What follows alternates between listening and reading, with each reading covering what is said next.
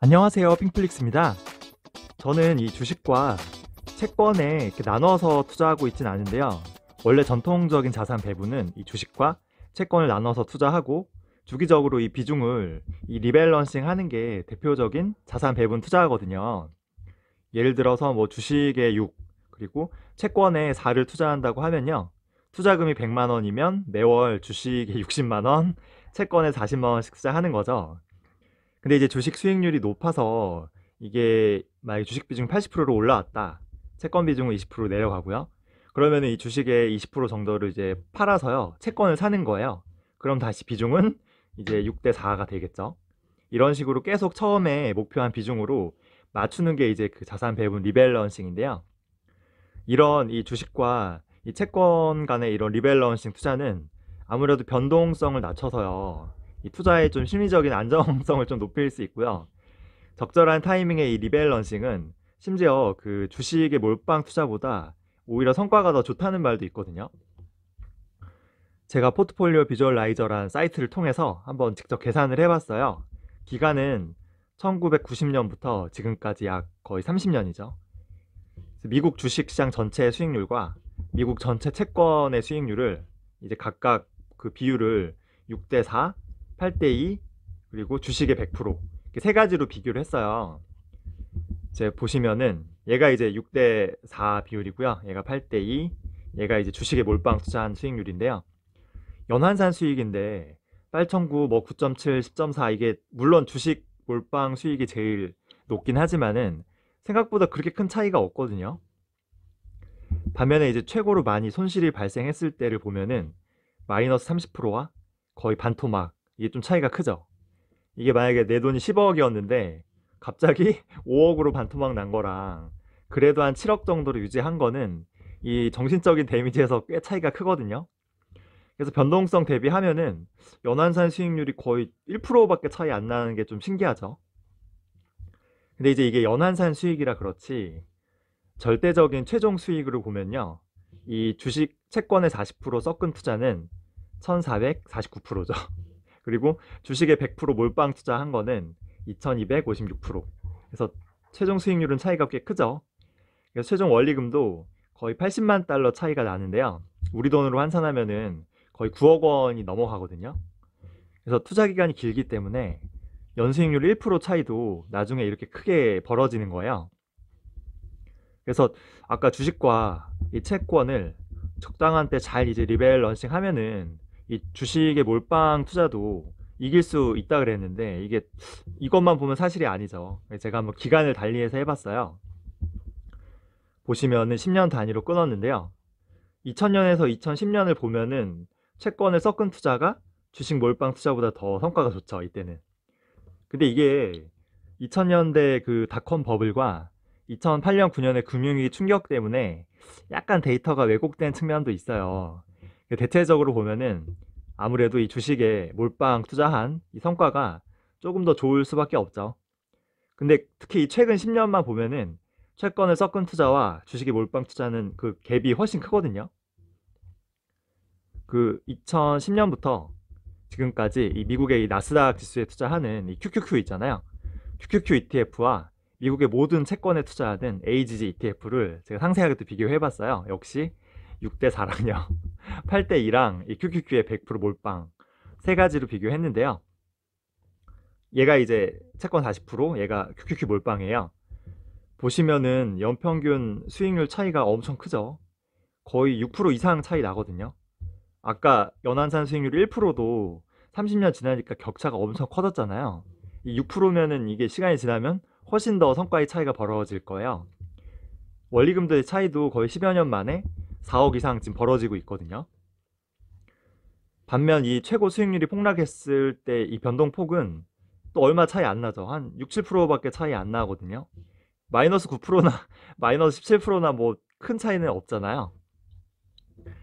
이게 최근에 10년 동안은 이 주식이 채권보다 월등히 성과가 좋았어요. 이 가장 큰 이유는 10년 사이에 전 세계가 저금리로 돌아섰기 때문이 큰 것 같아요. 특히 2008년 이제 금융위기 이후로 계속 금리가 이렇게 낮아져 왔거든요. 아무래도 채권은 금리에 따라서 이자를 주는 상품이다 보니까 이제 성장을 더 기대할 수 있는 주식의 투자 매력이 더 커진 거죠. 결국 이 2008년 이후로 저금리가 시작된 이후로는 전통적인 뭐 주식의 6 그리고 채권의 4 이런 자산 배분이 주식 몰빵 대비해서 성과가 별로 좋지 않았어요. 근데 이제 이게 일시적인 이제 저금리라 그런 건지 앞으로 이제 금리가 다시 오르게 되면은 다시 이런 채권의 투자 매력은 돌아올 수 있는 건지 한번 알아볼 건데요. 일단 단기적으로는 채권 투자는 더 전망이 암울해요. 왜냐하면 이 채권의 이 수익은 금리가 계속 내려가는 동안에 좋아지거든요. 근데 지금은 이미 금리가 바닥이잖아요. 더 이상 내려갈 곳이 없어요. 마이너스로 금리가 가지 않는 이상은 앞으로 오를 일만 남았기 때문에 이 채권 수익도 단기적으로는 좋아지기가 쉽지 않죠. 이게 만약에 이 고금리 때 연 10% 이자를 주는 이런 채권을 또 가지고 있다고 해봐요. 그러면 만약에 지금처럼 저금리라 시장의 금리가 1%면은 10% 주는 채권이 있다 그러면 서로 막 사려고 해서 이 채권 가격이 오르겠죠. 그쵸? 이 반대의 경우도 지금처럼 저금리에 채권 투자했어. 그래서 연 1% 주는 채권이에요. 근데 이게 나중에 금리가 올랐어. 그래서 연 한 2, 3% 주는 채권이 막 시중에 널려 있다고 하면은 1%밖에 주지 않는 채권은 아무도 원하지 않겠죠. 그죠? 그러면 채권 수익률이 이제 곤두박질 치는 거예요. 이게 지금의 채권 투자가 이렇게 될 수도 있거든요. 제로 금리 상황에서 만약에 지금 채권 투자를 시작하면은 나중에 금리가 올랐을 때 이 채권 수익이 오히려 내려갈 수 있는 거예요. 사람들이 좀 오해하는 게 채권은 안전하다고 생각하지만 이 주식 대비 안전한 거지 이 금리의 변동에 따라서 당연히 손실 날 수가 있어요. 작년 코로나 이후로 제로금리가 시작되면서요. 대부분의 채권 ETF가 이렇게 곤두박질 치고 있거든요.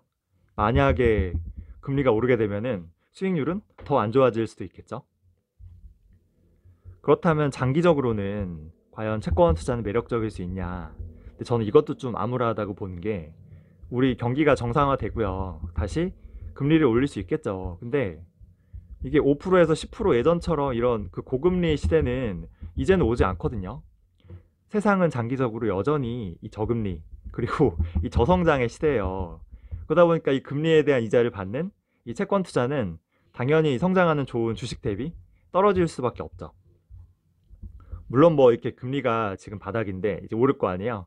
이 최고점에 사서 또 이렇게 내려갈 때 최하점에 팔고 이런 걸 반복하면은 뭐 수익을 낼 수 있겠지만 이 타이밍은 아무도 맞출 수 없겠죠. 결론적으로 이제 이 주식과 이 채권의 이 자산 배분 이 리밸런싱 투자는 지난 30년간의 이 장기 성과에서 주식 몰빵 그 투자를 대비하면은 성과가 아무래도 좀 떨어졌죠.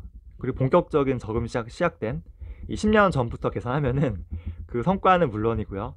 이 안전성마저도 매력이 많이 떨어졌어요. 그리고 앞으로도 미래에도 이 저금리 시대에 채권 투자는 뭐 그닥 매력적이지 같을 것 같지 않고요. 이런 자산 배분의 효용도 예전만큼은 효과가 떨어지겠죠. 하지만 저는 그럼에도 이 채권 혹은 이 현금을 섞는 자산 배분은 반드시 필요하다고 보거든요. 저희가 아까 이렇게 과거에 이 숫자를 보니까 그냥 주가가 반토막 나도 결국 존버하면은 엄청나게 성공할 수 있구나를 알 수 있지만 이게 실제로 내 계좌가 반토막 나죠? 그럼 이거를 버틸 수 있는 멘탈을 가진 사람이 거의 없어요. 이게 과거는 늘 반복되는데 이번에는 다르지 않을까라는 이 공포심에 주식을 다 그냥 내 던지거든요. 원래 우리 이 호모 산피에스는 고대부터 이 생존을 위해서 어떻게든 이 리스크를 회피하게끔 코딩이 되어 있어요. 근데 이 투자는 오히려 이 리스크를 감수해야 되는 거거든요. 그러니까 좀 우리 본능과 잘 맞지 않죠. 우리의 선조들은 이 리스크를 잘 회피해서 결국 생존한 사람들이거든요. 그 후손이 우리잖아요. 근데 이런 본성을 거부하고 나는 다르다. 그래서 나는 주식에 이렇게 몰빵 투자해도 하락장에서 버틸 수 있다. 오히려 뭐 신용대출 끌어와서요. 이 투자에서 오히려 수익을 더 많이 낼 수 있다고 이렇게 자신하거나 이런 욕심을 좀 버려야 돼요. 어느 정도의 채권이나 이 현금 비중은 필요하거든요. 상승장에서 이렇게 자신만만하던 대부분의 사람들이 정말 제대로 된 폭락장이 오죠. 그러면 180도 급변해서 주식을 다 내 던져요. 이 숫자로만 보면은 결국 이 주식에 몰빵한 이 사람들이 되게 쉬워 보이지만 이 30년간 마이너스 30에서 심지어 마이너스 50 반토막 나는 엄청난 이 주가 변동을 견딘 용자만이 이 수익을 얻을 수 있음을 우린 기억해야 돼요. 그렇다면 이 주식 대비해서 이 채권이나 그리고 이 현금 비중은 어느 정도가 적당할까요? 이거는 저에게 물어도 의미 없어요. 이 답은요, 나 자신 스스로만 알고 있어요. 나의 투자 성향에 따라 다른 거거든요. 제가 전 영상에서 너 자신을 알라고 우리 스스로를 잘 알아야 투자에 성공할 수 있다고 했는데요. 이 주식 대비 채권 현금 비중 어느 정도 할 거냐? 나 자신에게 물어봐야 되는 거예요. 저의 경우는 뭐 당분간은 채권에 투자하지 않고요. 일단 주식 대비 이 현금 비중만 한 5에서 15% 내외로 이제 유도리 있게 조절할 거예요. 제가 10년, 20년 이 투자금을 묵힐 수 있는데도 이 정도 유지하는데 하물며 막 3, 4년 사이에 목돈이 필요하신 분들은 제발 좀 시장 앞에서 좀 겸손해지고 이 현금이나 채권 비중을 어느 정도는 좀 가져가야 된다는 걸 좀 기억해야 돼요. 만약에 나는 미국의 이 채권 ETF로 자산을 좀 배분하고 싶다는 분이 있으면 혹시나 이제 금리가 상승하면 이게 손실이 발생할 수 있거든요. 그래서 저는 이 장기 채권보다는 뭐 TLT가 대표적인데요. 이거보다는 이제 단기 채권이 좀 더 나은 것 같아요. SHY라는 ETF가 있거든요. 특히 연금저축이나 퇴직연금 IRP 계좌 내에서도 이 채권으로 좀 배분하고 싶은 분들은 이 장기보다는 단기 쪽 채권에 투자하는 게 조금 더 낫지 않을까 싶어요. 그리고 위기가 오면은 이 가치가 엄청나게 폭락하는 이 원화 베이스 채권보다는 이 달러로 기준으로 하는 달러 채권이 조금 자산 배분 측면에서는 좀 낫겠죠. 그 이 포트폴리오 비주얼라이즈 사이트에서 제가 평소에 궁금하던 거를 한 가지 또 백테스트 해봤는데요. 1972년부터 지금까지요. 무려 이 50년간 영원한 논란이죠. 미국의 가치주와 그리고 이 성장주의 이제 수익률을 비교해 봤어요. 보시면 얘가 가치주, 얘가 이제 성장주인데요.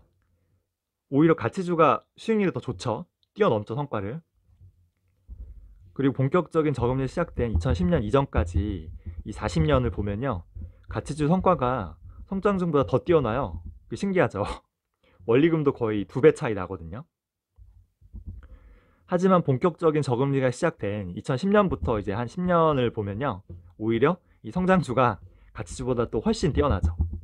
그래서 이런 50년간의 흐름을 보면은 아, 이런 식으로 미래에 투자해야 되는지 좀 힌트를 얻을 수 있어요. 자, 지금 저금리 세상이잖아요. 저금리는 곧 저성장이에요. 저성장 시대에 희소한 게 뭐예요? 성장이 없잖아요. 성장이 희소한 거예요. 결국 이 성장하는 좋은 주식에 투자하면 되는 거예요. 아무리 인플레가 오고 뭐 금리가 오른다고 해도요. 여전히 세상은 저금리, 저성장 시대임을 우린 기억해야 돼요. 제가 그 최근 10년 동안에 미국의 이 성장주 중에서도 이제 큰 주식, 대형주, 그리고 이 중형주, 그리고 이 소형주 이 세 가지의 수익을 같이 비교해 봤는데요. 얘가 대형주, 얘가 중형주, 얘가 소형주예요. 보시면은 뜻밖에도 대형 성장주의 성과가 가장 뛰어나거든요. 이게 아마 2010년부터 시작된 이 스마트폰 그리고 인터넷 혁명 때문에 이런 애플, 구글, 아마존, 페이스북, 마이크로소프트와 같은 일명 빅테크 기업이죠. 이런 IT 기업의 성장과 관련이 있는 것 같아요. 그래서 IT, 뭐 인터넷, 그리고 특히 플랫폼 시대로 오면서요. 이 예전처럼 이 작은 기업이 혁신을 일으켜서 이 큰 기업을 무너뜨리는 게 점점점 힘들어지는 것 같아요. 왜냐하면 이미 많은 사용자를 확보한 기업, 그리고 엄청난 무형 자산을 갖고 있고요. 그리고 이 기술이나 투자에 엄청나게 활발하고 또 M&A도 뭐 활발히 하고요. 이게 잘 되는 놈만 계속 잘 되는 다소 좀 더러운 세상이 된 것 같거든요. 그래서 이런 승자 독식의 이 더러운 세상이라고 이렇게 불평만 하고 있을 것인가, 아니면은 이렇게 계속 혁신을 하고 계속 성장하는 좋은 기업에 내 돈을 투자할 것인지 이제 잘 선택해 봐야겠죠. 물론 이 모든 건 과거의 이 데이터일 뿐이에요. 그래서 미래는 누구도 알 수 없죠. 하지만 저는 이 과거에서 이 지금까지 우리 자산 시장이 어떻게 좀 변화해 왔는지 이 흐름을 좀 읽을 수 있다면요. 미래도 어느 정도는 좀 예측이 가능하리라 보거든요. 이게 인사이트잖아요. 그래서 제가 이 사이트를 그 댓글 공유할 테니까요. 한번 보시는 분들도 자신만의 백테스트를 해보고 이 과거를 돌아보고요. 이제 자신만의 미래를 좀 예측하는 그런 시간을 좀 가져보셨으면 좋겠어요.